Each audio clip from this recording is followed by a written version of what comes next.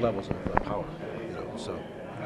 So, I, I'm willing to look at it, but I think I'm going to be moving in smaller steps forward because I'm happy with the results they got. But I think that when he said that the 2% is saving like 1% of electricity, I think that was being very honest about it up front. And I think that's a good thing because over time it'll work out that it'll negate the cost completely. But we don't want to fool people into thinking that this is just an immediate win when you hear you take off another percent that it's going to automatically reduce that much consumption of electricity because, as I said before, the weather panels or the weather will determine that more than any of these energy efficiency things that we do. Bruce, sorry if this was asked and answered. I got here late. It seemed to be the focus today was the utilities saying that people can trust them, that there would be savings with the sort of this plan as it moves forward because of what has happened with the 2007. I think they said that they have implemented it. They have met their goals that were put in the 2007 legislation. I think that they recognize that it was kind of a small step forward, but definitely a step forward. So they said that they're making those meet right now, but opening it up wide, especially the one bill that allowed the Illinois Power Agency, and they have no expertise in this, to purchase these efficiencies. That gentleman basically said that they may go out and contract with companies, and who would they go to? Like Ameren and ComEd. So, I think going through the initial setup that is working today, and maybe make it a little gradual increase, I think might be, have some value. But I'm going to talk to my colleagues. There's some people on the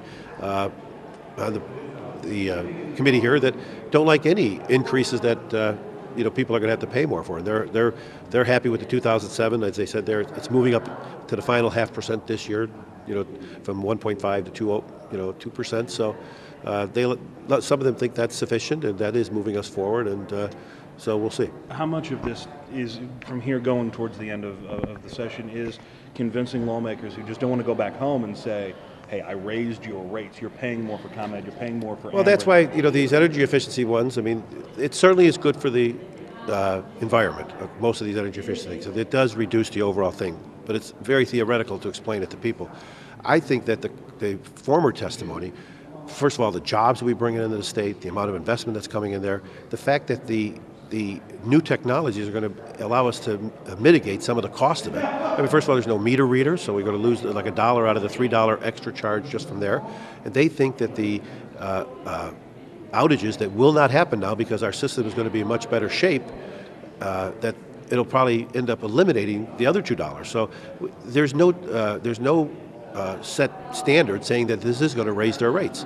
Now the naysayers say, oh, it'll always raise the rates. Well, I don't think they can say that. I think that the testimony of experts who've come here have said that when they've looked at the smart grid technology in many places and in all the pilot programs they've had, it's actually reduced the rates for the folks. And that be whether they were from the poorer section of the town or the older section of town, across all of the terms, all of them saved some money on this when they were given this technology. So I think that we're going to see this. And it's hard to say what's the cost of an outage that didn't happen.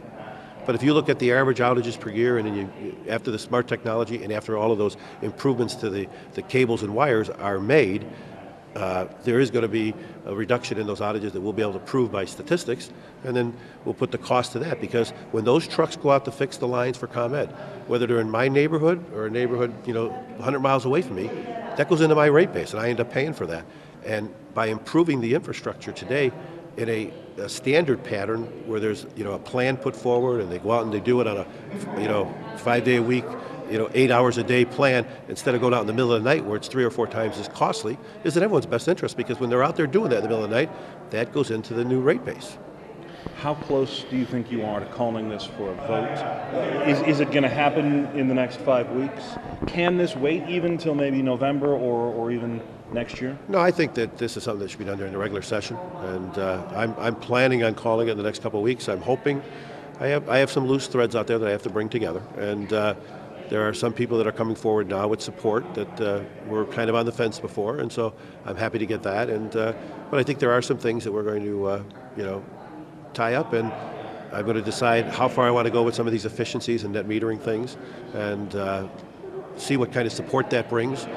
I have to talk to my colleagues, because if you put something in the bill that gets you 5 votes but takes away 7 votes, that's not what we're here for. Because I really think that in about 20 to 25 years, almost every home in our country is going to have one of these smart meters. So I don't see why Illinois can't be in a leadership position on some of these things. And we are now, even with our pilots. I think it'll be a great thing for for our future, as far as our electric system being much more reliable for the average person. But then I also think that the jobs, no matter what the numbers tell us, I hear it anecdotally all the time about jobs are needed in this state.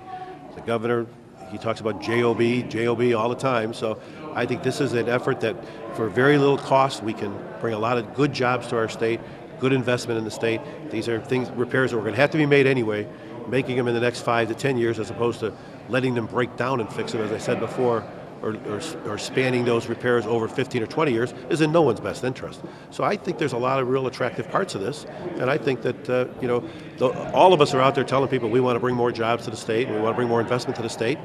I think this might be the most significant initiative this year as far as increasing both of those, and hopefully the rest of the members of the General Assembly will look at that. I think that they've been interested, and I think the testimony over the other hearings that we've had has proven that the cost will be negligible, and the improvements to the system I think will be significant.